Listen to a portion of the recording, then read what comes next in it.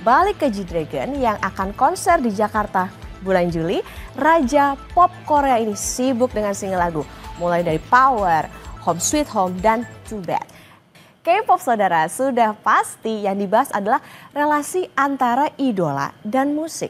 Kenapa sih K-pop begitu mendunia? Ini bukan tentang keberhasilan saja, tetapi ada disiplin tinggi dan perfeksionisme jika produknya ingin berhasil dikapitalisasi atau menghasilkan uang. Seperti G-Dragon yang comeback setelah hiatus atau rehat 7 tahun. G-Dragon saudara adalah gambar idola K-pop masa kini yang bercerita tentang talenta, perusahaan label, casting, ide debut, dan banyak gimmick promosi. Balik ke G-Dragon yang akan konser di Jakarta bulan Juli, Raja pop Korea ini sibuk dengan single lagu, mulai dari Power, Home Sweet Home, dan Too Bad. Tapi ada yang belum tahu belum? Ada yang belum tahu nggak siapa sih G-Dragon ini? Nah kita kenalin, kita ke data selanjutnya.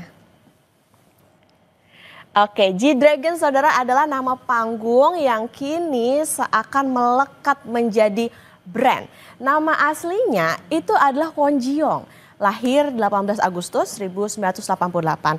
Sadar diri, punya bakat dan arahnya positif, G-Dragon menjadi selebritas sejak cilik.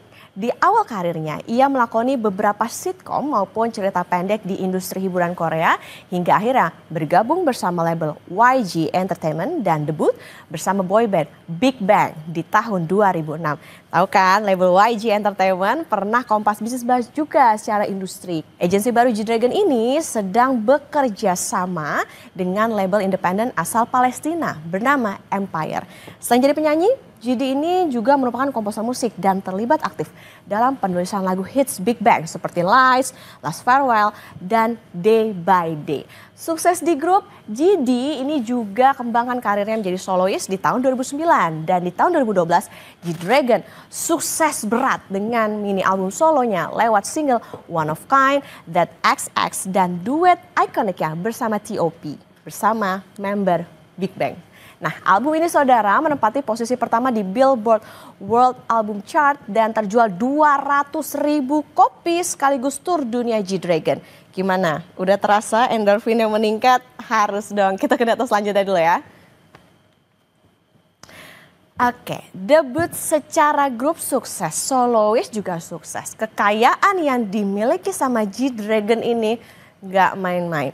Berdasar dari sumber Mama Award 2024, kekayaan G-Dragon itu menjadi 65 juta US dollar atau senilai 1 triliun rupiah. Jangan dibayangin kalau dijembrengin ya. Nah, nggak hanya sebagai musisi dan produser musik, G-Dragon saudara juga sebagai pengusaha alias entrepreneur, kreator hingga dijuluki King of K-pop.